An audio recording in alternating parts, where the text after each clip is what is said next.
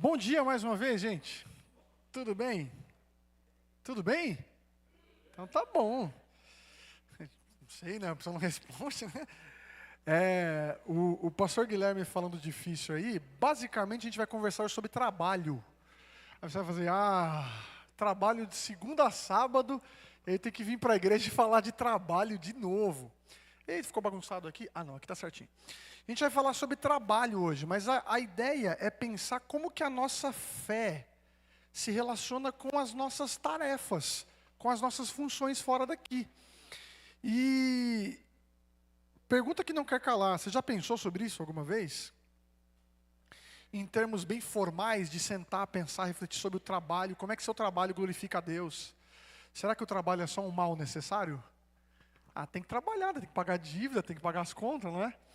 Então, enfim, a gente muitas vezes fica, talvez, numa postura reducionista com as coisas que a gente tem na nossa vida, porque a gente tem uma tendência, herdada principalmente da igreja medieval, de separar aquilo que aos nossos olhos é secular daquilo que aos nossos olhos é sagrado. Então a gente entende o seguinte, das portas para dentro da PIBVG é tudo de Deus. O que vai lá de fora é um por todos e todos por um, né? E olha lá. Porque a gente muitas vezes pensa que as coisas do Senhor, elas precisam ter um adjetivo na frente. E a gente deu um nome para esse adjetivo, não deu? Gospel. Então tudo que tem o nome de gospel, a gente fala, opa, então isso aqui é de Deus. Se não tem gospel, não é de Deus. Só que gospel, gente, que tradução mais simples para nós é boa notícia, evangelho, enfim, não é um adjetivo, é um substantivo, né? A gente não está qualificando as coisas com isso. A gente não qualifica, deu para entender? Da mesma forma, quando a gente pensa sobre a nossa vida fora daqui, não basta apenas dar uma notinha de rodapé. Por exemplo, você está em um local em que um crente é dono daquele estabelecimento. A roupa que você comprou foi um crente que fez. Porque, pasmem, tem gente que muitas vezes vai deixar de vestir, de entrar no estabelecimento, de comprar ou não, porque não tem ali a justificativa de que é um local cristão. E isso é um grande erro, né? Eu não lembro quem foi o autor que comentou sobre isso, onde ele dizia o seguinte, né? Nós temos a tendência de falar que existe um muro na vida, aí do lado de lá é do diabo e do lado de cá é de Deus. Só que a gente esqueceu que o chão foi ele que colocou, né? Então, não importa onde você coloque muro, tudo é do Senhor. E, no final das contas, o que a gente precisa saber é como que as coisas que Deus nos deu, mesmo em um mundo de pecado, devem ser administradas por nós para que Ele seja glorificado. E isso inclui o nosso trabalho. Então, a gente vai pensar hoje sobre isso, e se Deus permitir, semana que vem a gente vai dar continuidade a esse tema. Mas eu queria orar, vamos orar para o Senhor poder nos abençoar aqui, nos dar instrução, para a gente poder refletir nessa manhã. Oremos, meus irmãos. Pai Todo-Poderoso, obrigado pela Tua palavra poderosa que nos salvou, que nos traz aqui, porque nós cremos nela e entendemos que é por meio dela que o Senhor fala ao nosso coração e nos conduz. E é diante dessa certeza que nós colocamos as nossas vidas diante do Senhor. E pedimos para que nessa manhã o Senhor nos dê sabedoria, ilumine nossas mentes aqui, para que a gente possa discutir, pensar e nos edificarmos mutuamente aqui nesse tema que é tão pertinente e importante para todos nós. Obrigado por tudo que o Senhor tem feito, nós agradecemos em nome de Jesus. Amém. Amém, gente, bora lá. Como o trabalho se enquadra nas intenções de Deus para a sua vida? Eu abaixo o microfone e vocês agora falam bastante aí. E aí? Como é que o trabalho se encaixa nas intenções de Deus para você? Eu já ensaiei com a minha esposa, né? Se vocês não falarem nada, ela vai ser a primeira a falar alguma coisa. E aí, gente? Como é que o trabalho se relaciona no que Deus tem para a sua vida? Pode ser simples, não precisa fazer nenhum tratado ainda. Ou vocês entendem que, por exemplo, o trabalho ele é bom, mas Deus não está muito preocupado com ele, é um interesse só meu, não é tanto de Deus. Quem pensa assim? Que o trabalho é do interesse mais nosso e não de Deus? Pode falar, Eliseu. Muito bem. Perfeito. Perfeito, perfeito. O que mais? Pode falar, né?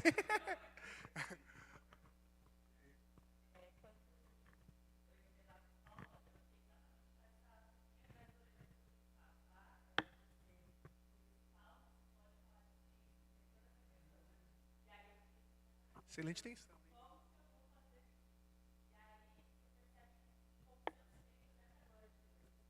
Perfeito.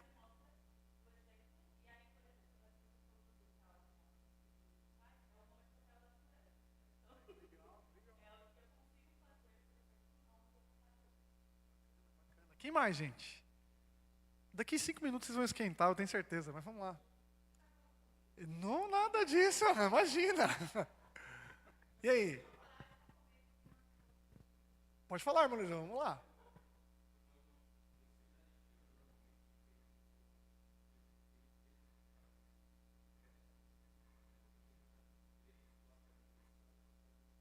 Uhum.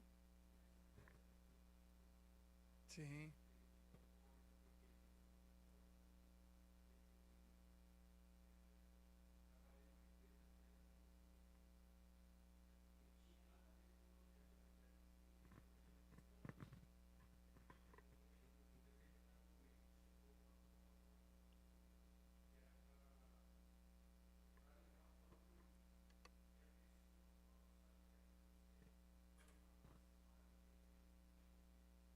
Aham.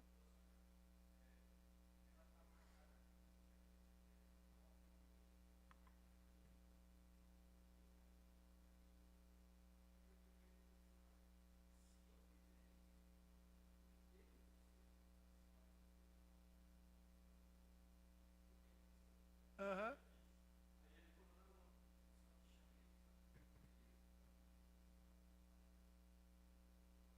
Olha só, mas você percebe que assim, vocês percebem que assim, a gente começa a falar sobre trabalho, e assim, tudo que vocês falaram aqui, Ale, são com certeza muito pertinentes sobre o tema, né?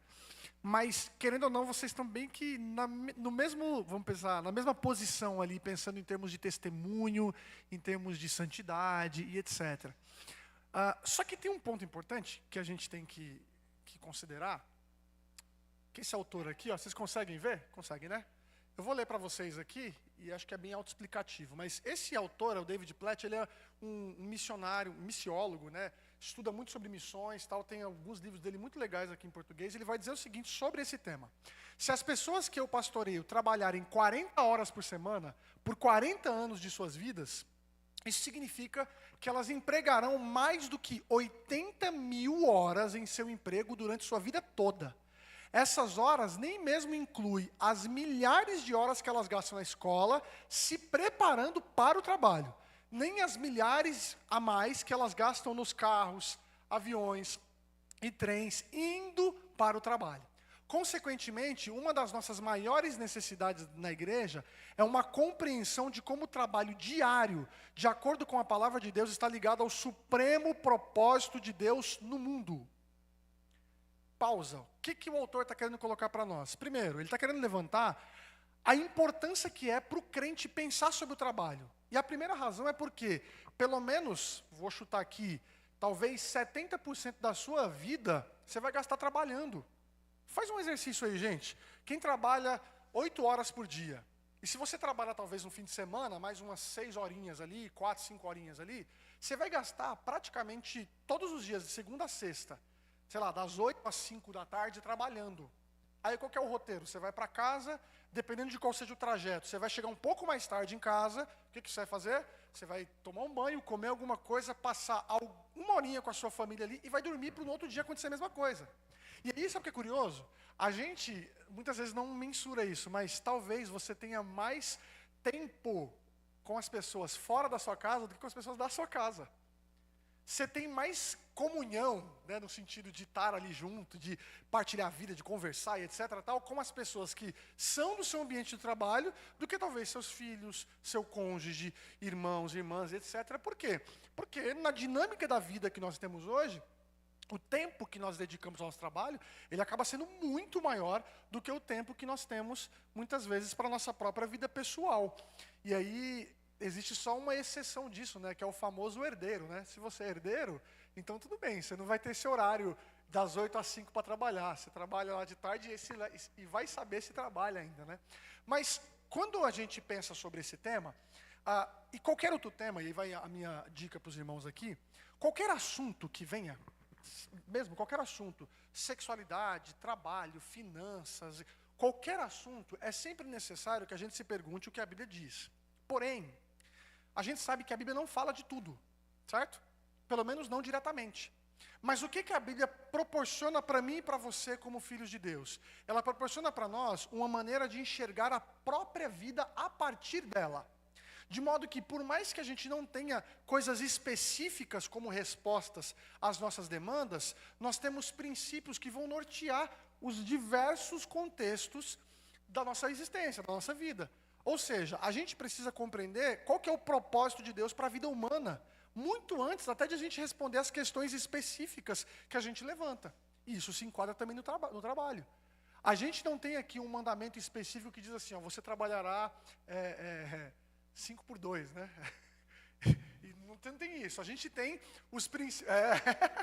A gente tem os princípios lá e tem o sábado em si que aponta essa relação do trabalho com o descanso, com a nossa condição e assim sucessivamente.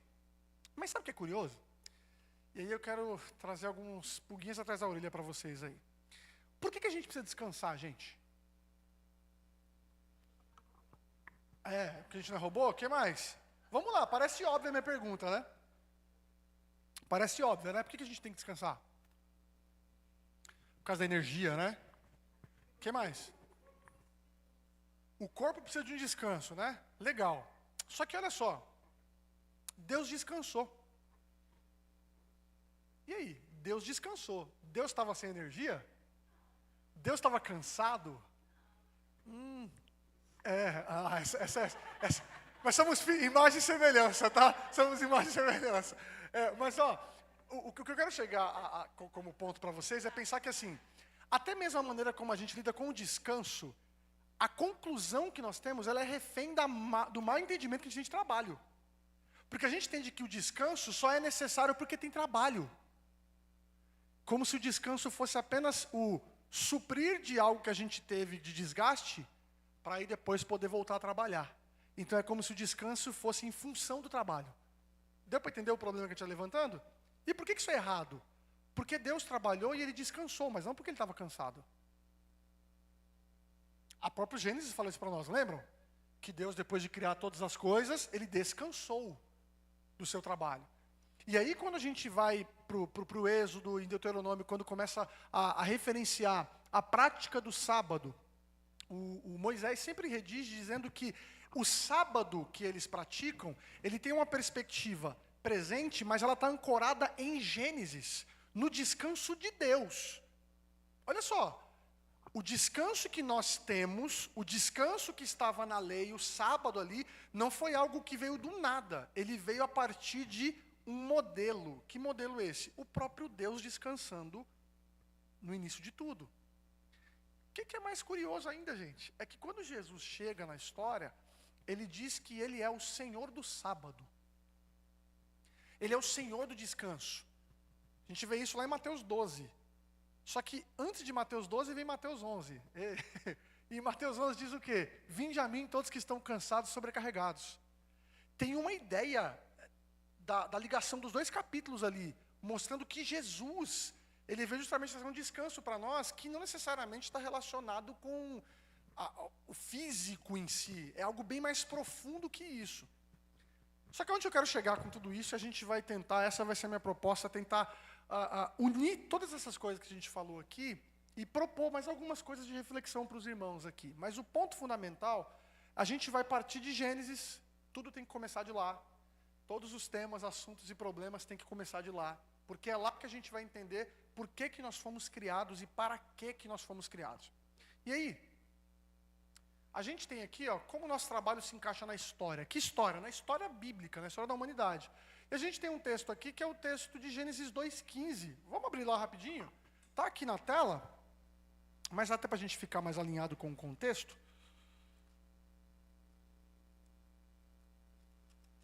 Olha só, Gênesis 2:15. O Senhor Deus colocou o homem no jardim do Éden para cuidar dele e cultivá-lo. Olha só, a gente sabe que o livro de Gênesis é o livro dos começos. Os estudiosos gostam de dizer que eles Ele é o livro dos começos, porque é a partir dele que a gente tem tudo o que a gente precisa para poder entender essa história que vai ser contada nos demais livros da Bíblia.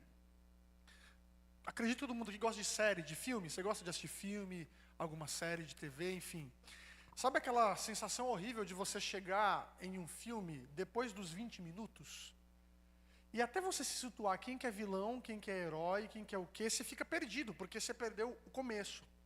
A mesma coisa é, ler a Bíblia de maneira fracionada aí, você lê um texto hoje, lê outro amanhã, lê isso aqui, nunca lê a Bíblia como um todo, vai fazer com que você sempre fique confuso com o que está escrito lá. Por quê? Porque a gente precisa justamente entender cada parte dessa história que Deus redigiu por meio de cada autor na Bíblia Sagrada, sendo Gênesis o livro que vai estabelecer para nós quem Deus é, quem nós somos, como o mundo foi criado, por que as coisas são como são, por que há problema nesse mundo, e etc, etc, etc. Logo, pensar sobre a nossa função em relação ao trabalho precisa se começar aqui também. E o que a gente tem no primeiro capítulo de Gênesis? A gente tem a formação de todas as coisas, e alguns autores gostam de propor que é como se Deus estivesse transformando um espaço como esse em um lar. Todo mundo sabe que não necessariamente a gente precisa ter cama para ter um lar, né? Mas à medida que a gente tem uma família que em ordem vive dentro de um local e etc., nós temos um lar ali. Então, o que Deus está fazendo no início de Gênesis 1? Ele está criando as coisas, mas não no sentido só de trazer a existência e falar assim, ó, você foi criado e acabou. Não, ele está dando função. Você vai fazer isso, você aquilo, eu faço as águas, eu coloco os animais marítimos ali, depois eu coloco os animais terrestres, depois eu coloco as aves no céu, e ele vai dando função para tudo. E depois que ele faz tudo isso, lá em Gênesis 1, 26 a 28, nós temos o quê? A criação da humanidade. A humanidade é criada para quê? A humanidade é criada para ser imagem e semelhança do Senhor. Você sabe dizer o que significa isso? Alguém sabe me dizer aí? O que significa ser imagem e semelhança de Deus? Parecido, mas em que sentido então? Olha, sua esposa falou que é Deus, a gente é Deus também, né? E aí? O que significa ser imagem e semelhança? Já ajudo vocês, tá? Isso não dá para ser explicado com uma única coisa, tá? Então pode soltar aí e falar o que vocês acham que significa. Ser imagem e semelhança.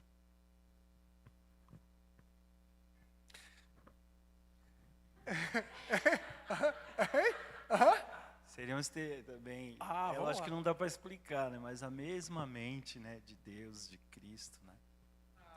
Legal, a gente tem, vamos dizer assim, vou te ajudar, irmão Ronald, a gente tem alguns atributos que são de Deus que nós temos.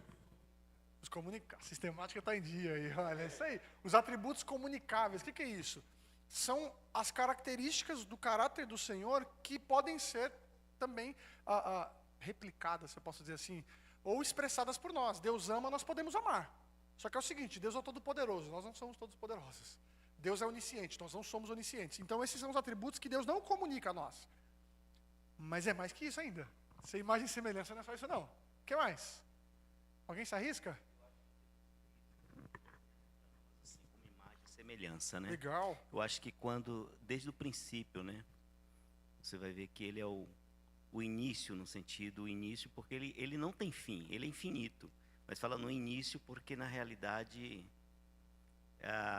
ele veio como carne, né? Então ele já estava programado para nascer e ser esse grande exemplo. Uma coisa que Deus mais quis ao seu povo, né? Que o povo amasse ele de todo o coração, de todo entendimento, de todas as forças, de toda a sua alma.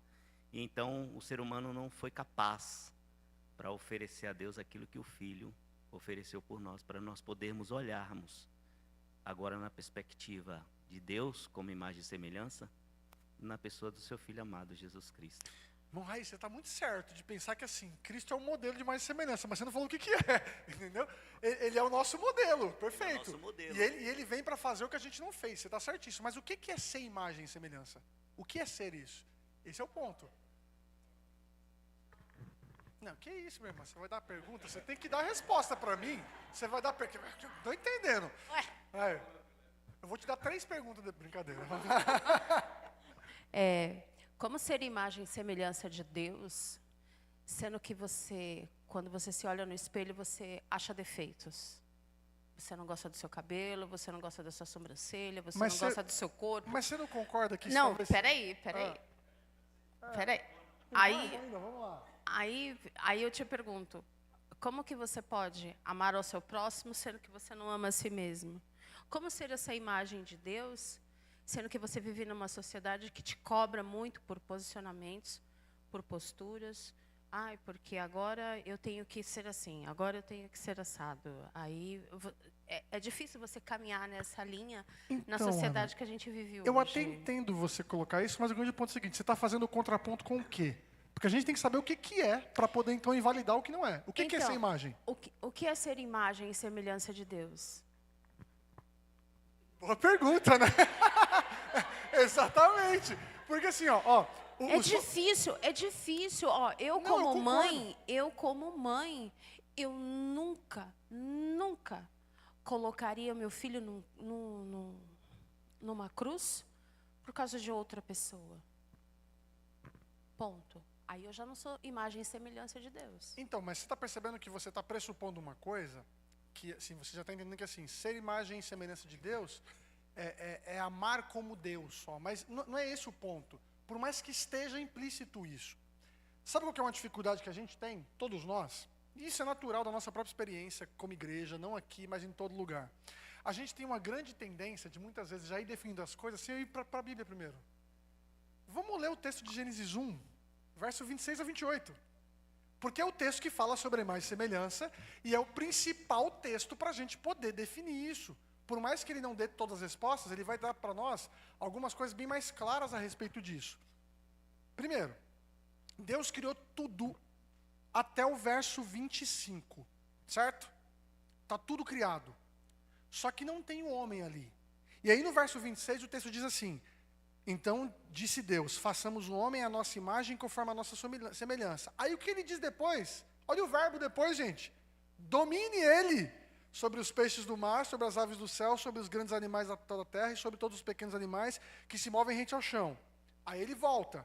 Criou Deus o homem à sua imagem, a imagem de Deus o criou, homem e mulher os criou. A imagem e semelhança aqui, até para se você já ouviu alguém falar assim, imagem significa isso, semelhança significa aquilo. Não, isso é um termo, não vou usar o termo técnico aqui, mas é como se fosse mesmo sinônimo, as duas coisas para trazer uma ideia concreta, tá? Mas o grande ponto aqui é, quando ele fala no verso 28, ele coloca para nós aqui o que significa ser imagem e semelhança de maneira funcional, ou seja, na prática. O que é ser imagem e semelhança? Ele fala aqui, ó, Deus os abençoou e disse: sejam férteis, multipliquem-se, encham, subjuguem a terra, dominem sobre os peixes do mar, sobre as aves do céu e sobre todos os animais que se movem pela terra. O que é ser imagem e semelhança, meus irmãos, de maneira direta com o texto? É reverberar... Oi, querida. Exatamente, perfeito. É a gente reverberar.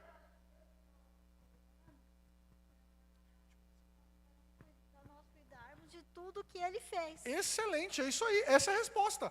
Ser imagem e semelhança é justamente reverberar o que o próprio Deus fez. Agora vamos fazer um exercício rápido aqui. Deus criou todas as coisas e Ele nos deu algo que nada mais da criação tem, que é o quê? A imagem dele. O que é ser imagem e semelhança? É ser um espelho. De modo que tudo aquilo que diz respeito a quem Deus é refletido por nós. Como? À medida que nós exercemos a nossa humanidade, aqui não tem batista, aqui não tem presbiteriano, metodista, aqui tem gente. Aqui não existe igreja, aqui existe ser humano. Ser imagem e semelhança é ser genuinamente humano para a glória de Deus. Como é que isso vai acontecer na prática, gente?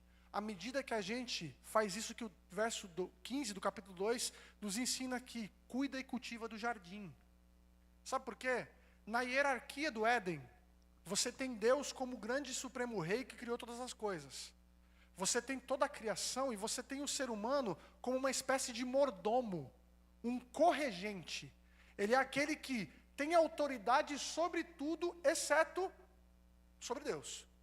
Ele pode governar todas as coisas em nome de Deus.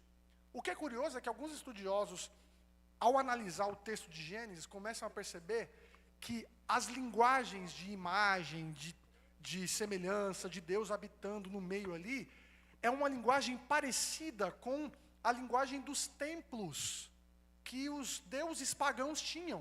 Como assim? O que tem a ver o Éden com o templo? No sentido de que todo templo era um local onde o céu, a realidade espiritual, se conectava com a realidade terrena. Por exemplo, se você entrasse num templo lá feito aos Baals, lá, aos Baalins lá, você ia entrar, você ia ter lá no centro do templo, você ia ter uma imagem, um ídolo de barro ali, feito. E a devoção àquele ídolo significaria que essas pessoas creem que a divindade se materializa ali e eles têm um contato com essa divindade ali, certo? Com o desenvolvimento aí de todos os povos, você já viu muito em filme, o panteão grego, o Olimpo, aquele local lá em cima onde os deuses gregos estão, os deuses nórdicos. Por quê? Porque criou-se no imaginário, se desenvolveu no imaginário humano essa necessidade nossa de termos um contato com o que é o divino, certo? E aí, toda a idolatria que nós temos aqui, ela é resultado justamente desse afastamento de Deus que aconteceu no Éden. Só que o que tudo isso tem a ver com Gênesis? Em Gênesis, a gente não tem um templo feito de pedra, de concreto. A gente tem um local, que é o Jardim do Éden, que é como se fosse uma espécie de templo da criação. Como se Deus tivesse criado o mundo para ser esse templo dele. Estão comigo? Qual que era a última coisa que era feita quando um templo era criado? Era colocado lá no centro a imagem dele. Qual que é a última coisa que é feita no Éden, depois da criação? É criar o ser humano. Não de barro ali, enfim, sendo uma estátua em si, mas sendo um ser humano, um ser criado mesmo. A imagem e semelhança, ela tinha sinônimo de autoridade. Por isso tem essa expressão domínio. No mundo antigo, principalmente no Antigo Oriente Próximo, antes ainda do período bíblico de Jesus ali no Novo Testamento, no período do Antigo Testamento, todo imperador, quando ele ia em algum local e tornava aquele local uma província, por exemplo aqui, nós estamos na Vila Guilhermina, e aí o rei Eliseu daqui vai para Penha, e ele vai dominar a Penha, depois ele domina Tatuapé, depois ele domina, e assim vai. O que o Eliseu vai fazer? Como um grande rei, ele vai sempre erigir ali uma imagem, uma estátua dele. Por quê? Porque se há uma estátua do Eliseu ali, isso significa que a autoridade é do Eliseu. Logo quando o texto diz que nós somos criados como imagem e semelhança, e Deus nos abençoa para que a gente multiplique e encha a terra, a perspectiva aqui é o quê, gente? À medida que o ser humano vai procriando, a imagem de Deus vai se espalhando no mundo, e a glória de Deus vai se espalhando no mundo. Como que isso vai acontecer de maneira prática? À medida que os seres humanos vão cultivando e desenvolvendo a criação que Deus deu por meio da autoridade que eles receberam. Então, o que é ser imagem e semelhança? Vocês comentaram muitas coisas aqui que é positivo. Refletir o caráter de Deus, os atributos comunicáveis do Senhor, etc. Só que de maneira direta, com o que o texto de Gênesis coloca para nós, está relacionado a governo. Ser imagem e semelhança é exercer domínio, como Deus exerceu. Aí vem a piadinha que eu sempre coloco aqui, se a minha esposa rir, vai ser aquela risada bem falsa assim, que ela vai fazer para me ajudar, que é o seguinte, brincadeira, meu amor, que é o seguinte, hein? Deus sabe dar nome a animal? Deus sabe? Como é que você sabe disso? Onde que você viu isso na Bíblia? Ele dá nome a animal? Ele pode? Como assim?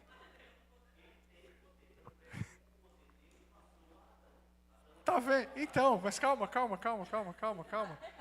Deus pode dar nome, vocês não precisam se exaltar. Sim.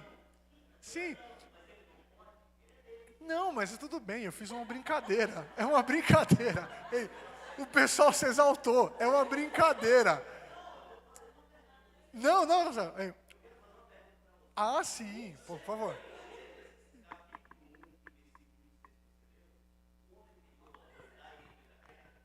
Se ele perdeu a autoridade?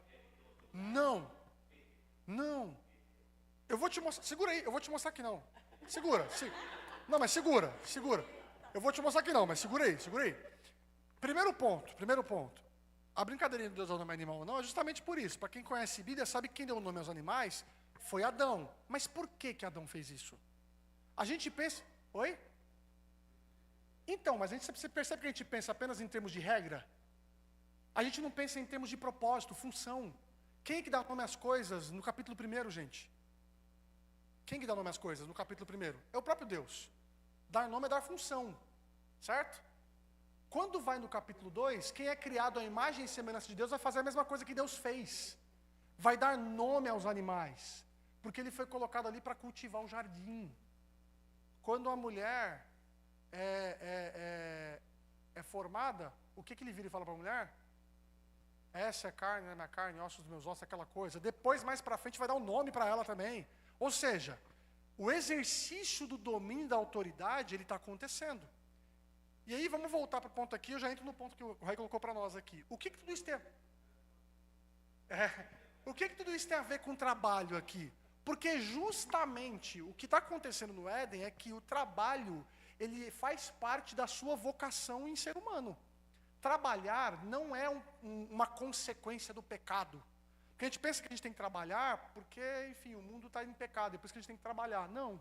A gente trabalha porque nós somos criados para o trabalho. Agora, sabe o que é a diferença?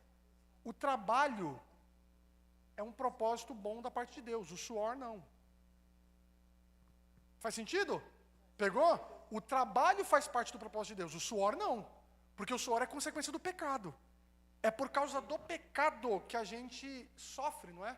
Com o suor do seu rosto você comerá o seu pão até que volte à terra, visto que dela foi tirado, porque você é pó e o pó voltará. Agora vamos para o ponto que o Rei colocou para nós. O homem perdeu a sua autoridade? Ele não perdeu. Eu vou dizer por que ele não perdeu. Porque a criação foi cultivada. A criação foi desenvolvida. Se o homem tivesse perdido a sua autoridade, a criação não teria sido desenvolvida. E a gente vê isso no capítulo 4 de Gênesis. Quando a gente vê que Caim constrói o quê? Uma cidade. Nessa cidade a gente tem o quê? Vários artefatos culturais. Você tem bronze sendo cultivado, você tem instrumentos musicais sendo feitos, você tem muita coisa acontecendo. Por quê? Porque o propósito de Deus sempre foi esse. Qual que é a diferença? E entra um ponto de corrupção do que ocorreu com o pecado. É que agora o que se é feito não é mais feito para a glória de Deus. Agora é feito justamente para a glória do próprio homem. Quer um grande exemplo de uma empreita, de trabalho, de autoridade, etc.? Gênesis 11, gente. O que tem em Gênesis 11? A Torre de Babel. O que é a Torre de Babel? É justamente um grande artefato cultural daqueles que pensam que têm autoridade acima de Deus. O que eles colocam? Vamos construir isso aqui até o céu, para que o nosso nome seja conhecido e nunca suma, não seja perpetuado, etc. Só que aí Deus mostra para eles, não, vocês não entenderam nada. Porque qual que é a raiz do pecado? Qual que é a raiz do pecado ali no diálogo da serpente com Eva? Exatamente. A grande corrupção que o pecado traz para nós é querer inverter a autoridade. Porque lembra, Deus cria, Ele é o supremo rei. E Ele nos dá uma autoridade delegada. Nós dominamos a criação em nome dEle, não no nosso próprio nome. Então nós estamos governando a criação, mas Ele está acima de nós. Só que o que acontece com o desenvolvimento do pecado? Todo cultivo, toda autoridade, tudo que é desenvolvido, que diz respeito ao desenvolvimento que nós temos até hoje no mundo, infelizmente não é feito para a glória do Senhor, né? Pode falar, meu irmão.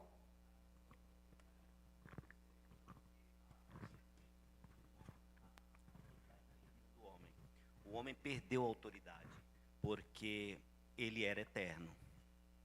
E a partir do momento que ele perde, ele peca, ele perde a autoridade. Tanto é, meus irmãos. Mas o que é autoridade, meu irmão? Autoridade não é somente o domínio.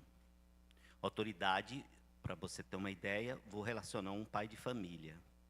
O pai de família, ele cuida da família. Ele pode deixar de ser o pai daquela família desde o momento que ele deixa de cuidar, de ter carinho, de ter um relacionamento. Ó, eu vou dizer o seguinte, eu concordo com você, só que eu acho que se a gente colocar assim, a gente ignora contexto. Não estou ignorando, não. Não. É bíblico que eu estou colocando aqui para você. Não, tudo bem, mas você está pegando uma conclusão do seu entendimento bíblico. Não é meu entendimento. Não, você não está entendendo o que eu estou querendo dizer. Ó, eu estou querendo dizer o seguinte, eu estou pegando a autoridade a partir do relato criacional, que é o propósito de Deus. Gênesis 1, do 26 Então, a mas 28. você está O que colocando... você está pegando é um princípio que pode estar correto, tudo certo. Só que é uma conclusão que você está tendo e está aplicando à família, está aplicando ao trabalho, e está tudo certo. Só que isso Para não chegar vem na diretamente... conclusão pela qual você não crê dessa forma. E eu estou falando aqui para você que a questão da autoridade de Cristo, Jesus, tanto é que Jesus veio para trazer autoridade ao homem, aquilo que ele já tinha perdido. E a autoridade de Cristo hoje não é em relação de domínio territorial, como Caim. Caim dominou a cidade com forte braço, Então, mas não você- permaneceu, não é mas você eterno. não- então, Não é eterno. Tudo foi entendi. destruído. Não, meu Babel, irmão, mas- tudo foi destruído. E vai ser destruído, porque irmão, na mas você não tá realidade entendendo, Cristo reina em querido. nossos corações. Não, tudo bem. Eu vou dizer para você o Entendeu? seguinte: você está falando uma coisa diferente da minha. Eu não estou falando sobre isso. Eu estou Sei. querendo dizer que a autoridade diz respeito a desenvolver a criação. Esse é o ponto. A autoridade é isso.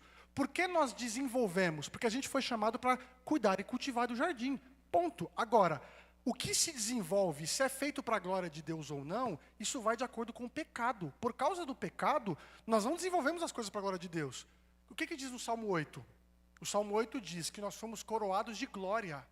A glória do Senhor é justamente essa natureza que nós recebemos de ser imagem e semelhança dele e governar a criação. Qual que é o grande problema? É que a gente foi feito para que isso corresse para a glória de Deus. O problema do ser humano não é um problema da função, é posicional. O ser humano não está na posição que ele recebeu de Deus, ele está na posição de rebelião. É por isso que Paulo fala, lá em Romanos 8, lá em Romanos 1 Romanos 3 para nós, né? Todos pecaram, estão destituídos da glória de Deus. O que é estar destituído da glória de Deus? É estar destituído da presença de Deus? Pode ser uma implicação, mas a ideia de glória está relacionada com o Salmo 8, que é justamente destituído do propósito do Senhor. Então, assim, estou com você. Quebrou o Caim, destruiu tudo. O que acontece aqui? Tudo isso aqui vai ser recriado do ponto de vista do que Deus tem de propósito. Mas isso não significa que a função do ser humano não pode ocorrer, porque senão não existiria pecado. O que é o pecado? É justamente você estar alienado do propósito de Deus e fazer as coisas que não são para a glória do Senhor. Por exemplo, você pense em trabalhos aí de maneira geral. A gente pode pensar em trabalho de maneira genérica. Todo trabalho tem uma função boa. Que função que é essa? Do ponto de vista pessoal, é que eu tenha dinheiro para cuidar da minha família. Só que é o seguinte, meu trabalho é roubar. Meu trabalho é corrupção e etc. Então, como a gente exerce nossa autoridade é diferente, entendeu? Você está falando em outra perspectiva. Por isso que eu disse para você que, assim, está ignorando o contexto do que eu estou colocando aqui. O contexto é o propósito que Deus colocou para o homem, para que o homem exercesse a sua função como imagem e semelhança. Qual que é o problema que o pecado traz? É que isso agora não é mais feito para o Senhor, é feito para o desejo próprio, para a satisfação própria. E aí que está o problema. Ele não perdeu a autoridade, só que ele perdeu justamente a sua posição de justamente fazer isso para a glória do Senhor, e isso vai levá-lo à corrupção, certo? Esse é o ponto. Agora, se a gente for querer trazer as implicações disso do ponto de vista da restauração e etc., a gente tem que sair do tema do trabalho, que é a nossa aula de hoje, e aí pensar no propósito de Deus em termos de salvação, em termos de santificação, que está relacionado, mas que não é o nosso foco direto hoje aqui, entendeu? Então esse é o ponto. Eu concordo com o que você disse, só que você está falando outra coisa, entendeu? Fez sentido agora? Não fez porque a questão da questão da autoridade, pastor, a questão da autoridade, quando você diz que o homem tem autoridade em relação à humanidade hoje, né, que alguns têm poderes, têm essas autoridades que eles estão usando, né, e muito mal aqui Não, mas no eu não nosso falei país. isso, eu não falei que alguns têm, todo mundo tem. Todo mundo tem, tá, Isso. ok. Mas aí, essa autoridade, no ponto de vista, na perspectiva, certo, da imagem e semelhança de Deus na pessoa de Cristo, ela seria, não é convincente, porque na realidade... Mas convincente quanto ao quê em si? Como cristão, nós estamos aqui numa escola dominical falando a respeito de um assunto que se trata de um trabalho, né? Trabalho de Sim, emprego, sim. correto? Porque trabalho, todo mundo trabalha. Sim, Até mesmo sim. uma pessoa que não tem emprego Perfeito, também perfeito. trabalha. Qualquer Perfeito. ação que você faz na rua, em Perfeito. qualquer perspectiva, você está agindo ali numa imagem e semelhança da pessoa de Cristo, certo? Porque nós conhecemos Deus através de Cristo. O único problema só é que, assim, ó, eu entendo o que você está querendo dizer, eu só acho que a gente acaba sendo muito generalista. E a gente começa a pensar assim, ó, Então, todo qualquer trabalho que eu faço é um trabalho assim. Então, por exemplo, porque eu sento no banco, é um trabalho? Eu converso com uma pessoa, é um trabalho? Não é isso. Não é se eu converso com uma pessoa com amor, eu trabalho. Não é isso. Trabalho diz respeito a desenvolvimento criacional. Desenvolvimento criacional. Vou dar um exemplo. Por que a gente começa no jardim e termina na Nova Jerusalém? Por que a gente não volta para o jardim? Mas nós retornaremos para o jardim, né? Não. Palavra... Nós teremos a Nova Jerusalém e o jardim como um símbolo do que aconteceu no centro, mas não é que a gente volta para o jardim.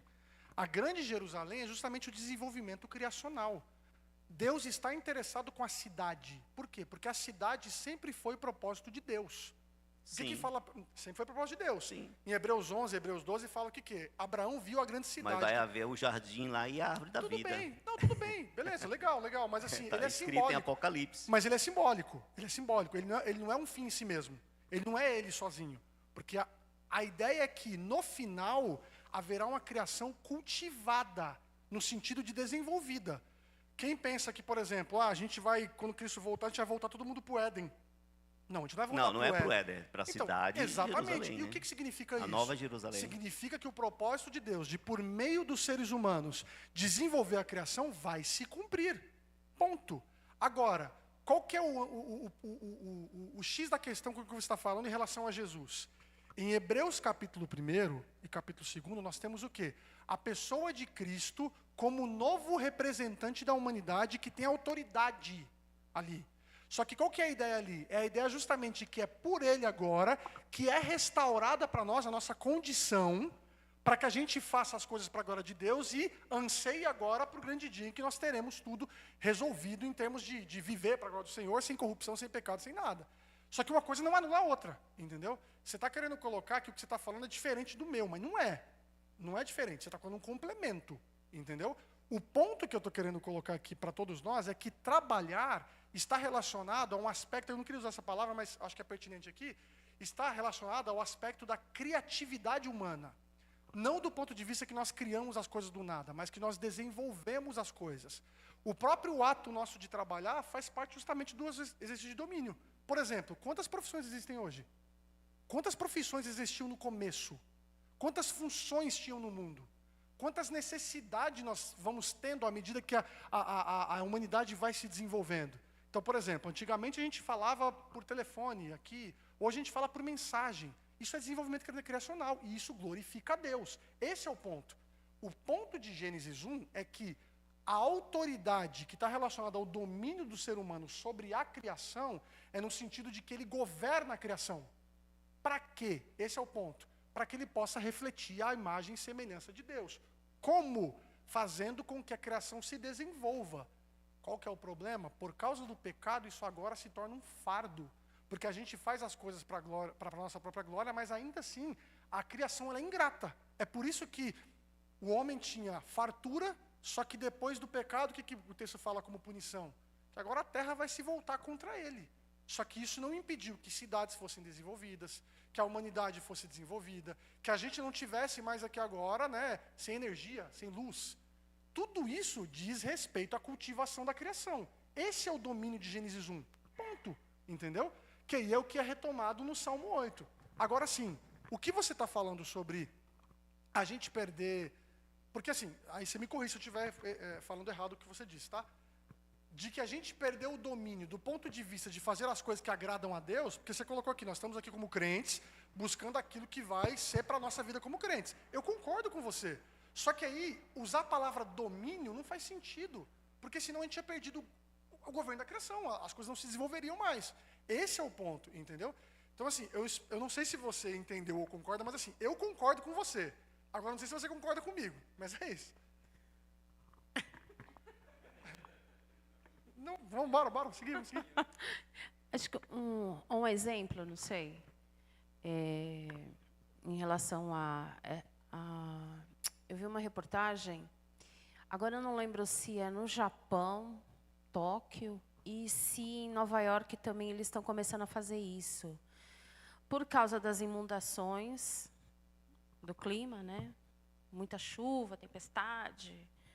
Aí tem um cientista desenvolvendo espécies de jardins aquáticos, acho que foi Tóquio que eu vi uma reportagem. Jardins aquáticos, que esses jardins em volta da cidade seguram o nível do mar. Então, isso seria um desenvolvimento, Com certeza. uma criação para o bem, já que fizeram um negócio para o mal, né? Entre aspas, o mal. Esse ego do ser humano de querer consumir, destruir tudo. Aí vem uma pessoa numa intenção boa, né?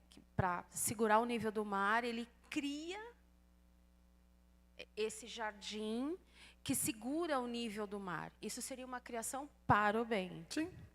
Né? É nesse ponto que você diz Exatamente. Exatamente. Existe uma que, por expressão, causa, Ana. por causa do ego do homem, É. a gente está Vamos pensar que assim, ó, existe pendendo um ponto, para um lado e para o outro. a gente nunca vai conseguir pegar uma linha e colocar assim, ó, essa pessoa aqui, isso aqui ela fez para ela, mas aqui, isso não é impossível, né?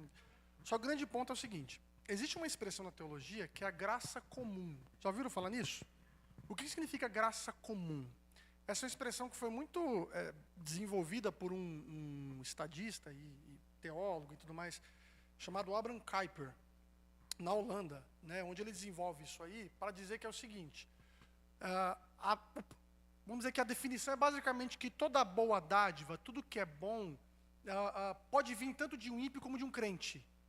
Certo? Por quê? Porque apesar do pecado habitar em nós não fomos corrompidos do ponto de vista da integralidade da nossa existência, como se ainda não houvesse nada em nós que houvesse de bom. Por exemplo, se você pegar, vamos dar um exemplo bem bobo aqui, né? Mas acho que é fácil para entender. Pense na pessoa mais corrupta que você conheça, bandido, ou já ouviu falar, ou história, enfim. Essa pessoa, ela ama os seus. Certo? Ela ama seus familiares, ela ama seus filhos. Ela pode não amar os outros, mas ama os deles. Por que ainda há amor em alguém que é tão mau? Porque ainda há uma graça comum a nós. Certo? Esse é o princípio por trás. A gente poderia desenvolver mais aqui ainda. Lá em Tiago, fala para nós que toda boa dádiva, todo dom perfeito vem do Pai das luzes, que não muda como sombras inconstantes. Ou seja, o que há de bom na vida, a gente desfruta pela graça de Deus. Como que a gente desfruta isso? Por meio da instrumentalização da humanidade. Um exemplo, as roupas que nós estamos vestindo não são roupas feitas por crentes necessariamente. E são boas. Elas atendem às necessidades. O carro que você tem, o mercado que você está lá. Ou seja, existe cultivo do ponto de vista do exercício do trabalho humano, como um meio pelo qual Deus abençoa o próprio mundo. Quer um exemplo bem legal? No final do livro de Jonas, olha só, final do livro de Jonas, Jonas recebe lá, começa a reclamar com Deus porque Deus salvou lá, e depois a planta morre, ele reclama também, etc. E Deus vira e fala assim, ó, você está querendo que eu tenha compaixão dessa planta e eu não posso ter compaixão da cidade que tem tantas pessoas e tantos rebanhos? A pergunta é, por que Deus está preocupado com gado, gente?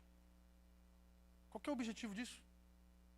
Deus não tem que estar preocupado com gente para salvar pessoas? Sim, mas por que Ele está preocupado com gado? Se você faz uma análise cultural da região de Nínive, ali na Síria, aquela cidade era uma das cidades que mais abastecia do ponto de vista econômico a própria região. Então, muitos estudiosos propõem que o próprio cuidado de Deus, atenção com isso, é porque, por meio daquilo ali, vai se abençoar. Segundo exemplo, Jeremias na Babilônia. Jeremias 29. Texto muito conhecido que a gente lê lá e tudo mais. Eu não sei os planos que tem a vosso respeito, planos de fazer-os prosperar e etc. Tal. Só que nesse capítulo 29, Jeremias está recebendo uma carta. E essa carta, ele vai lá depois ler com o povo lá, que é uma carta sobre o papel que eles têm que exercer na Babilônia. Aí sabe qual é o incentivo de Deus? Casem, multipliquem-se, ajuda a Babilônia a crescer, ajuda a Babilônia a prosperar, porque a prosperidade da Babilônia é bênção para vocês, é bênção para todos. Então você percebe a perspectiva do trabalho sendo colocada no sentido de que assim, a gente não dá nome, não dá adjetivo de gospel, de crente, não dá isso aqui. O trabalho é um propósito de Deus para a bênção do mundo, a despeito de quem seja. E aqui, se alguém perguntar para você, como é que Deus ama o mundo? Por meio de Jesus? Não, ele ama o mundo por meio do trabalho também. Porque até o ímpio, o mais improvável, ele pode ir no mercado e comprar uma coisa para comer. Ele pode exercer funções, receber dinheiro por isso, outras pessoas. Por quê? Porque o trabalho é um processo pelo qual Deus estabeleceu para que as pessoas fossem abençoadas. Esse é o ponto. Sim. Não vou lembrar. Beleza, gente? Estão comigo aqui? Legal? Ó, nesse livro aqui, O Evangelho no Trabalho, ele é muito legal esse livro até. O autor vai dizer o seguinte, ó, compreender essa parte da história bíblica e o lugar do trabalho nela, ou seja, ele está falando de Gênesis, é na verdade crucial para nós como cristãos, pois ela ajuda a explicar por que o nosso trabalho sempre será em um grau ou em outro marcado pela frustração. Ou seja, por causa do pecado a gente fica frustrado muitas vezes com o nosso trabalho. O trabalho é difícil porque nós e o mundo ao nosso redor têm sido afetados pelo nosso afastamento de Deus, por causa do pecado. Por causa disso, não deveríamos nos surpreender com o fato de o trabalho ser às vezes difícil e doloroso. O trabalho tem a tendência de nos desgastar e esgotar. Ele pode ser uma fonte de grande frustração em nossa vida. E aí entra um ponto que é complicado. Por mais que a gente ainda tenha a nossa função aqui criacional, o trabalho se torna um problema. Se torna um problema justamente porque nós nunca estaremos satisfeitos com as nossas funções. É ou não é? E porque a gente é ruim. É porque a gente é ruim. Quer estudar, a gente precisa estudar, mas não quer. A gente tem dificuldade com relacionamento, a gente é egoísta, no pecado está em nós. E a gente muitas vezes, querendo ou não, quer ainda a gente tem o Espírito de Cristo que nos concede graça para poder vencer a dureza do nosso coração, ainda assim, a gente lida com os desafios do trabalho. E aí, como é que o profeta Madruga falava? Bom não é trabalhar, como é que é? Ruim é trabalhar, ruim é ter que trabalhar, né? Vocês não assistem Chaves, gente? Não é possível. Ninguém aqui assiste Chaves. O duro é ter que trabalhar. Não é possível. Eu sou a única pessoa na existência que ainda assiste Chaves, né? Enfim, meu Deus do céu. Não é possível. Enfim. Bom, seguimos. Olha só. Rapidinho.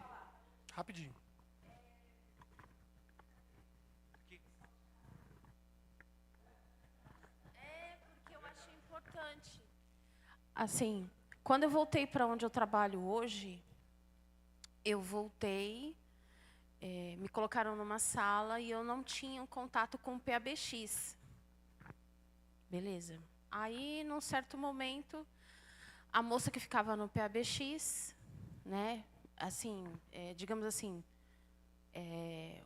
a pessoa que fica no PABX filtra todas as ligações, todos os problemas, todos os BOs e direciona os problemas, os atendimentos aos clientes. Aí, essa pessoa falou assim, querida, hoje você vai lá para frente, eu vou ficar no seu lugar. Eu não sou uma pessoa simpática. Não sou. Eu não consigo ser simpática, sou mais bicha bruta. Aí eu falei isso para ela. Eu falei assim, escuta, você sabe que eu não sou simpática, né? Tá bom. Não, mas aí você aprende. Tá bom, tudo bem. Aí o cliente liga e eu, lugar tal. Aí ela fala, não, você tem que falar lugar tal e bom dia. Aí eu, ai meu Deus, já está querendo demais. Aí eu comecei. Aí hoje, né, eu ainda não consigo ser simpática. Eu dou aquele corte no cliente, né? O cliente começa a contar uma história triste, eu já, corto, porque eu sei que o meu chefe que está no presencial, ele quer produção.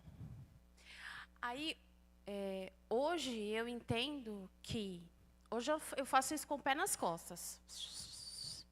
Hoje eu entendo que foi um trabalhar de Deus na minha vida para eu poder ser exemplo aonde eu trabalho.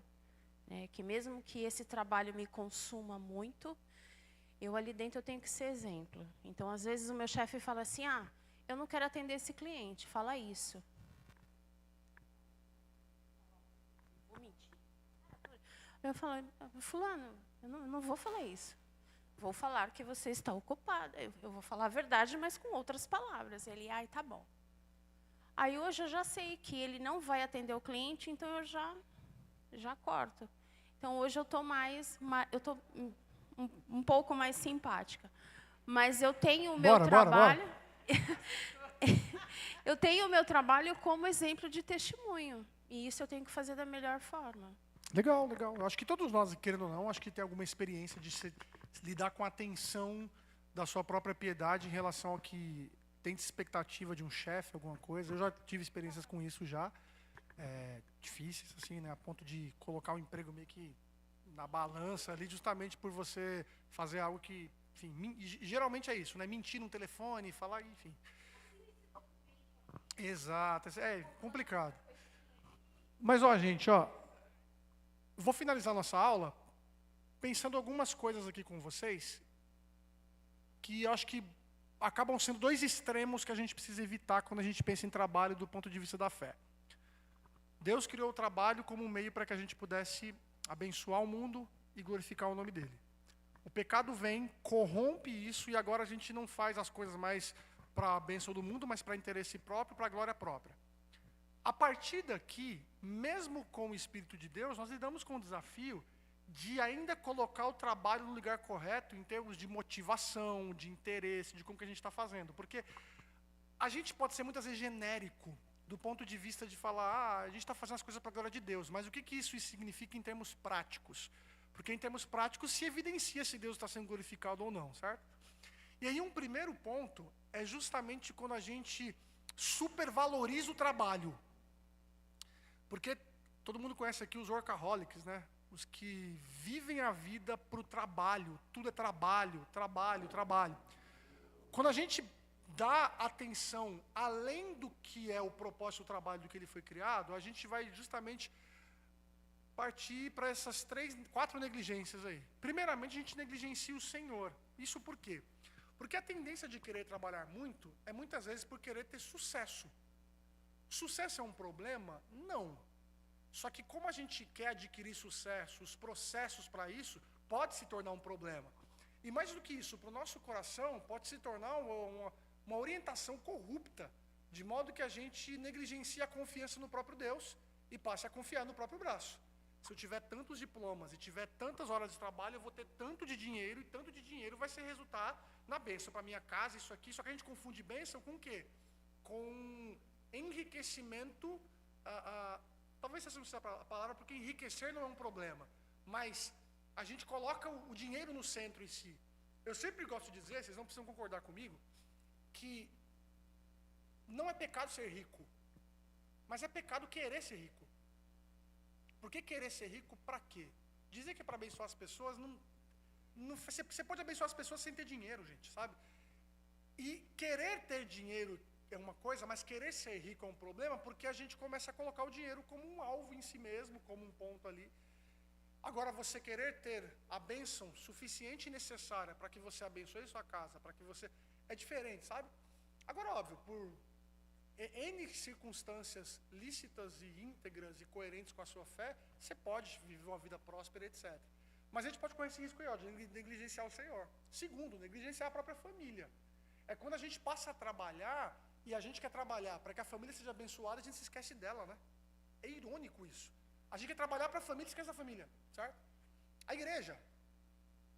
Eu não acho que é errado a pessoa trabalhar no domingo, quando é a exceção. Agora, quando é uma regra na vida dela trabalhar no domingo, a não ser que seja uma necessidade temporária, certo? Só que eu digo assim, gente, não digo se a pessoa, por exemplo, porque aí vai um ponto aqui, tá? Não é regra participar de 2 cultos no domingo, tá? Se você consegue, trabalhou à noite, vem no domingo de manhã no culto, isso aqui, não tem nenhum problema com isso. O grande ponto é quando o domingo passa a ser uma segunda-feira, sabe?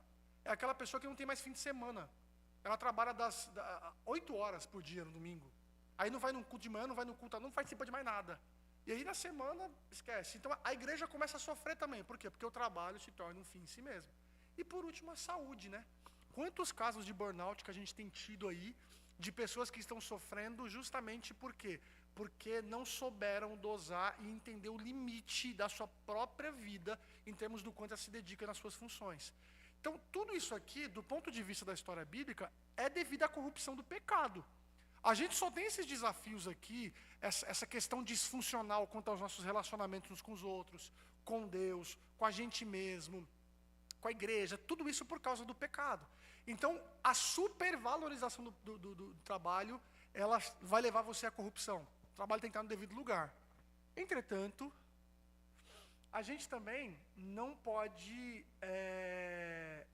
pensar no trabalho em termos de menosprezo.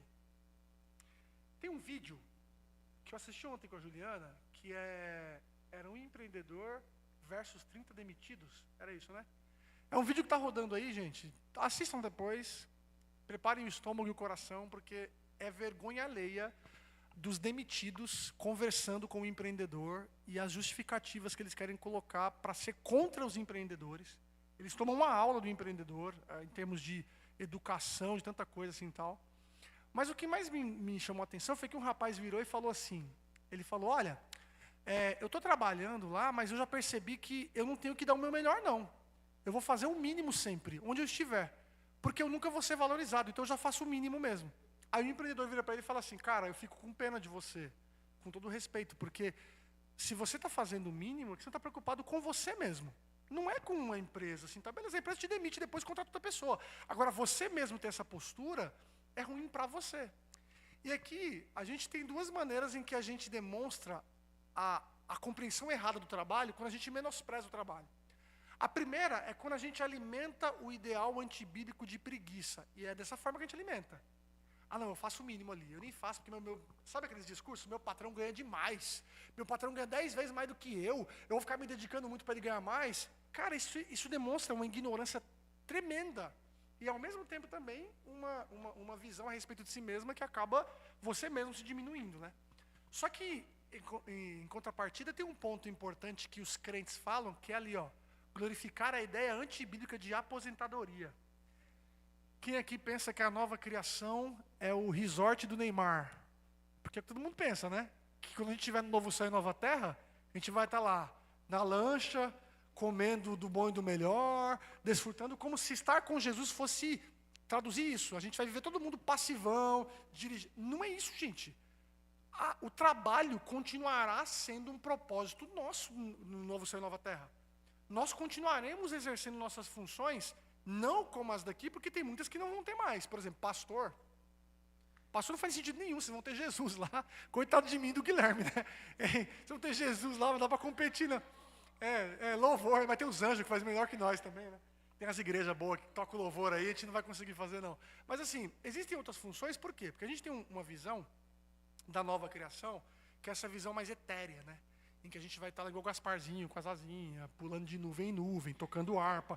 Isso não é a nova criação. A nova criação é um mundo restaurado, liberto pelo pecado e desenvolvido para a glória de Deus. Nós estaremos justamente vivendo nossas vidas para a glória do Senhor. Só qual que é a diferença, gente? Pensa no mundo que você tem hoje, nas coisas boas que ainda assim tem nesse mundo por causa do pecado. Só que lá no novo céu e nova terra não vai ter mais pecado. Não vai ter corrupção. Não vai ter negligência familiar, negligência quanto ao relacionamento com o Senhor, negligência quanto... Não vai ter mais isso. Porque nós viveremos com o Senhor, para o Senhor e para a glória do Senhor. A gente vai viver a nossa vida assim. Então, é muito importante a gente colocar esses dois extremos aqui, ó. A gente não deve menosprezar o trabalho. Como se fosse assim, estou trabalhando, não vejo a hora de ter aposentadoria aqui e no céu vai ser melhor ainda. É problema ter aposentadoria? Não é esse o problema ter aposentadoria, não confundam isso. O problema é a gente achar que nós fomos chamados para passividade. O ser humano não foi chamado para ser passivo, ou seja, sentar numa cadeira, cruzar o braço e esperar Deus jogar a bênção. Até porque, o que é ser abençoado? Do ponto de vista bíblico, a gente viu que a bênção que é colocada sobre Adão e Eva é o quê? Que Deus os abençoou. Sejam fecundos, multipliquem, encham a terra, dominem. Ou seja, ser abençoado é dar. Olha que irônico isso, né? Ser abençoado é dar. Não é aumentar celeiro para si mesmo, é aumentar celeiro para ser bênção para os outros, para ser bênção para o mundo. Então, aí entra uma aplicação importante para todos nós aqui. Nós não trabalhamos e nos preocupamos com o nosso trabalho em termos de santificação, ou melhor, né, do propósito de Deus, apenas em termos de santificação. Eu tenho que trabalhar e tenho que dar testemunho. Ok, mas não é só isso. Não é somente a resistência. A gente pensa no trabalho em termos de resistência. Eu resisto às influências do mal. Não é só esse o ponto do trabalho. É muito mais do que isso. O trabalho tem dois movimentos, gente. Você está lá para abençoar pessoas. E você está lá para glorificar o Senhor à medida que você faz com excelência o que está nas suas mãos. Então, trabalhar bem não é para ganhar salário, por mais que seja uma consequência natural, que Deus também abençoe sua vida. Mas é uma maneira de você potencializar você mesmo, quanto ao seu exercício em nome de Deus, para abençoar pessoas. Isso muda tudo. Sabe por quê? Porque a dona de casa que não trabalha fora, nós, como o Rai colocou para nós aqui, trabalho vai além do emprego registrado CLT. Dentro de um lar, esposas, mulheres estão trabalhando. E esse trabalho ordinário ali, né, ele serve justamente também como um meio para que essa pessoa cumpra o seu papel de glorificar a Deus e abençoar outras pessoas. E olha que cadeia alimentar interessante que é isso, né?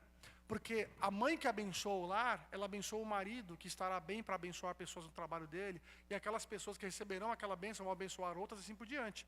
Já parou para pensar como é que o mundo funciona numa cadeia de bênçãos? Você sai daqui, você toma um ônibus, gente, tem alguém dirigindo um ônibus, está trabalhando. Você vai num mercado, alguém colocou as coisas lá para você, e você está recebendo aquilo. Só que antes de ser colocado ali, aquilo foi empacotado. Antes de ser empacotado, aquilo ali foi produzido. Antes de ser produzido, aquilo talvez era um animal, e assim sucessivamente. Toda a dinâmica nossa, da nossa vida, quando a gente entende o trabalho como um meio pelo qual Deus está abençoando o mundo e recebendo glória para Ele, nós temos nossas funções agora no devido lugar, né?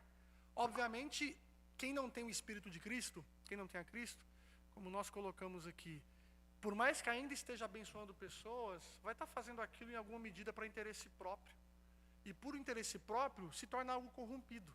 Mas não significa que a dádiva que sai daquela mão não deva ser aceita por nós. Né? Como nós falamos, toda boa dádiva vem de Deus.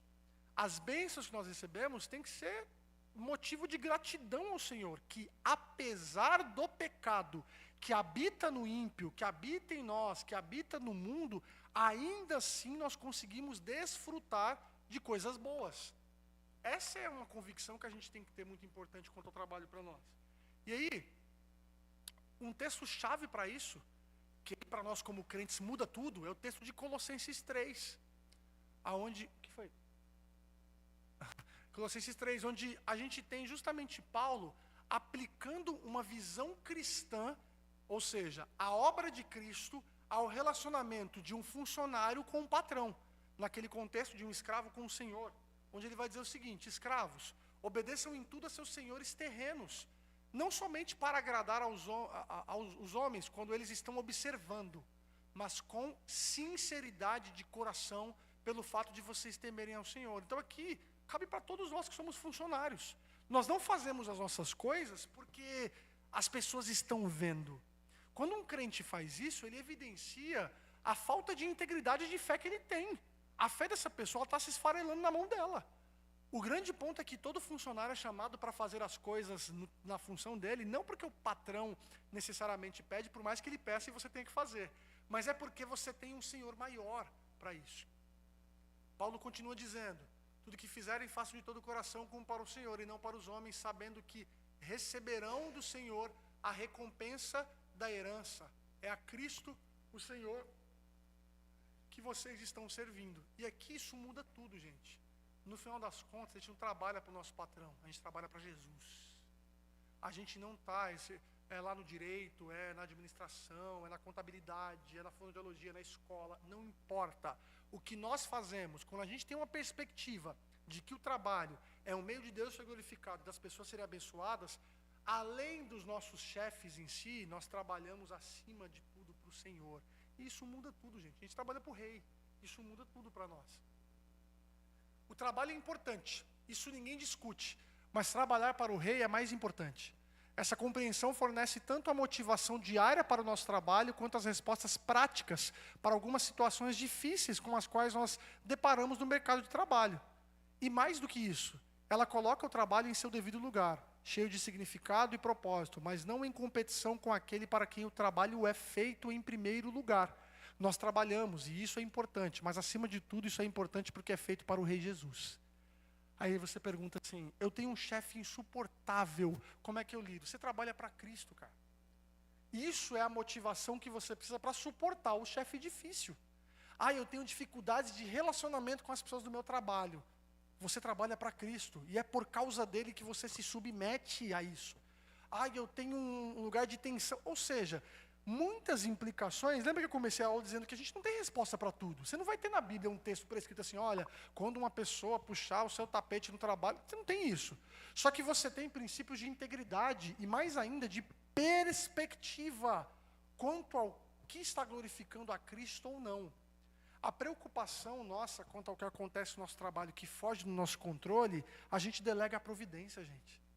É a providência de Deus que está conduzindo a nossa existência. Ou seja, por que talvez você está lidando com um funcionário difícil? Talvez é porque você seja pior que ele. Talvez é porque você precisa trabalhar você mesmo. Talvez porque a vida é assim. E ponto. A vida é difícil. Amém. Procura um emprego melhor. Está entendendo? Existem tantas dinâmicas que a gente quer ter muitas respostas prontas e não é esse o ponto. Às vezes a gente quer ter aquela resposta assim, o que Deus espera que eu trabalhe nesse emprego ou nesse emprego? Que eu vá para essa escola ou para essa escola? Que eu faça isso aqui. E muitas vezes, e na maioria delas, não é esse o propósito de Deus. Deus não está necessariamente preocupado se você vai trabalhar na empresa X ou Y, mas em qual delas você vai ser mais íntegro. Em qual delas você vai glorificar a Deus? Em qual delas você vai abençoar pessoas? Em qual delas você não vai prejudicar a igreja? Em qual delas você não vai prejudicar a sua casa? Esse é o ponto. Se eu vou para um emprego, e aí quer um exemplo prático aqui, a gente lida com mudança de emprego de uma maneira muito mais atenta do que mudança de igreja. Já parou para pensar nisso? A gente quer mudar de emprego, a gente fala assim, eu vou para tal cidade do interior, um exemplo, né? Lá eu vou ganhar 3, 4 vezes mais. Tem uma escola ótima para meus filhos, tem um monte de coisa. Mas tem igreja boa lá? Ah, não tem não. Mas é assim, né, pastor? Olha como é que a gente lida com as coisas. A gente pensa na igreja em termos de consequência natural de onde eu estou, e não com prioridade. E isso muitas vezes porque a gente está confundindo as coisas, está entendendo? Muitas vezes, gente, a gente tem que escolher o caminho ruim, não o melhor. E o caminho ruim é a vontade de Deus. Quer um exemplo de um livro que fala muito sobre trabalho? O livro de Ruth. Ruth é aquela que escolhe sair da sua terra, da sua parentela, para ir para uma terra onde ela é a moabita, onde ela vai ser estranha. Sabe o que ela vai fazer? Ela vai fazer trabalho ali, ó. Vai trabalhar com os caras lá que tiver, pegando lá o que for que sobrar, para poder abençoar uma senhora. Olha só. Só que o que a outra faz? A outra escolhe voltar para Moab. Certo? Órfã, né? Escolhe voltar para Moab. Ela está errada? Não, ela não está errada. Ela está voltando para a terra dela. Só que a perspectiva que extrapola, que traz surpresa para as pessoas, é da que teme ao Senhor. Aquela que escolhe, não, eu escolho ganhar um salário menor. Eu escolho receber menos, para que eu seja bênção para Noemi. Gente, isso muda tudo, gente. Muda tudo, muda tudo. Amém? Para finalizar, essas 3 perguntinhas para vocês aqui, ó. O meu trabalho está moldando o meu caráter em uma direção piedosa? Essa é uma pergunta importante. O quanto que o seu trabalho está santificando sua vida? Porque o seu trabalho, entenda uma coisa, todos os nossos contextos, diretamente ou indiretamente, nos influenciam. Influenciam. Sabe quando você tem as piadas, o jeito de falar, as conversas, os assuntos que você leva para casa porque você ouviu no trabalho? É natural isso, você passa mais tempo lá. A grande pergunta é, o quanto que isso está dinamizando o seu crescimento de fé? Eu trabalho numa empresa, um exemplo, né? Eu trabalho numa empresa há 30 anos. Há 30 anos, você nunca sentou numa mesa para falar de Jesus com uma pessoa. Cara, isso tem um grande problema com a sua fé. Se você não conseguiu em nenhum momento falar de Jesus para alguém, tem uma coisa errada. Se as pessoas não sabem que você é crente, aí extrapolou. Porque se você está num meio de trabalho, ninguém sabe que você é crente, aí, pelo amor de Deus. Então percebe que o trabalho ele é importante para a sua santificação também. Não somente no ponto de vista de resistência, mas também de incentivo, certo? Segundo, como posso fazer meu trabalho não apenas como forma de ganhar dinheiro, mas como um discípulo de Jesus? Boa pergunta, né? Como que a gente faz isso? Eu dei pelo menos aqui 2 direções. Se pergunte se o seu trabalho glorifica ao Senhor. Como é que você vai ter essa resposta? Você faz com excelência o que está na sua mão? Independente se você ganha o que é justo ou não. Porque a gente muitas vezes quer fazer o trabalho de acordo com o que a gente tem de salário. Só que a gente trabalha para o rei. E trabalhar para o rei com excelência glorifica o rei. Estão entendendo? Você está abençoando as pessoas? Você está com a perspectiva de que o bom trabalho que você faz abençoa as pessoas? Você vai embalar uma coisa, você embala bem feito. Você vai guardar uma coisa, você guarda bem feito. Você vai escrever, digitar. Tantas coisas que a gente faz, e no automático a gente vai deixando ali assim, sabe? E por último, gente, afinal, qual é o objetivo do trabalho na vida do crente? A gente foi redundante aqui, nunca vai ser demais dizer. É saber se Cristo está sendo engrandecido por meio do que você faz. Porque se isso não ocorrer, a gente vai estar gastando os nossos dias naquilo que não faz nenhum sentido eterno, não tem propósito eterno nenhum. É muito importante a gente pensar isso, que o que a gente faz aqui tem dimensão eterna para o crente. Do ponto de vista do quanto nós cultivamos o nosso relacionamento com o Senhor, nossa intimidade com Ele, nosso conhecimento dEle, quanto nós expressamos aquilo que está no nosso coração. A gente participou de um momento de ceia e nós somos gratos a Deus pela obra que Ele fez por nós. A gente é muito grato a Deus. Só fala isso aqui. Agradeça ao Senhor trabalhando bem. Mostra que você tem a motivação de ser filho de Deus como suficiente para trabalhar bem, para exercer a função bem. E aí, em todos os momentos que você tiver os fardos das pessoas, dos contextos, dos ambientes de trabalho, que são difíceis mesmo, e vai ser até a volta de Cristo. Não vem pensar que vai ter trabalho ideal, porque não tem. Eu termino dizendo o seguinte: tive um professor, no Deleuze Machado, ele me deu aula de prática do pastorado, e foi uma das aulas maravilhosas, uma das matérias maravilhosas que eu tive na época do seminário.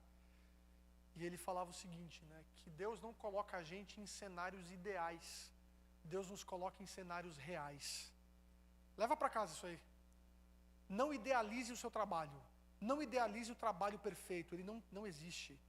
Deus coloca você em cenários reais, porque são nos cenários reais que a sua fé vai ser provada, mas ao mesmo tempo vai ser proposta. Aí sabe o que ele falava também? Que os pecados das pessoas à nossa volta, e ele aplicava muito isso à igreja, mas é pertinente ao trabalho. Os pecados à sua volta são terreno sagrado para que a sua piedade se desenvolva. Os pecados das pessoas não são um inimigo para você, mas é um terreno para que você exerça a sua piedade, para que você possa abençoar essa pessoa que talvez esteja contra você, mas que você, pela graça de Deus, se volte em favor dela e não contra ela. Amém, gente? Vamos orar? Agradecer ao Senhor? Pai, obrigado pela Tua palavra, obrigado por esse momento aqui, obrigado pela participação de todos aqui, pela maneira como o Senhor nos instrui, nos abençoa, nos edifica.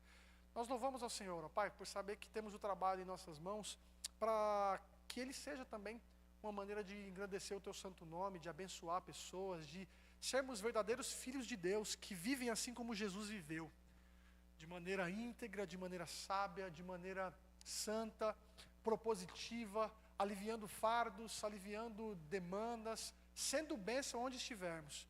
Por isso abençoe meus irmãos aqui, dando a eles tudo que eles precisam, todas as condições necessárias, para que aonde eles estejam, seja no trabalho no lar, seja no trabalho fora do lar, eles sejam bênçãos em Tuas mãos, ó Pai, que eles possam abençoar pessoas, possam glorificar o Teu nome, possam ser de fato canais de graça, Pai, para todos aqueles que estão ao redor.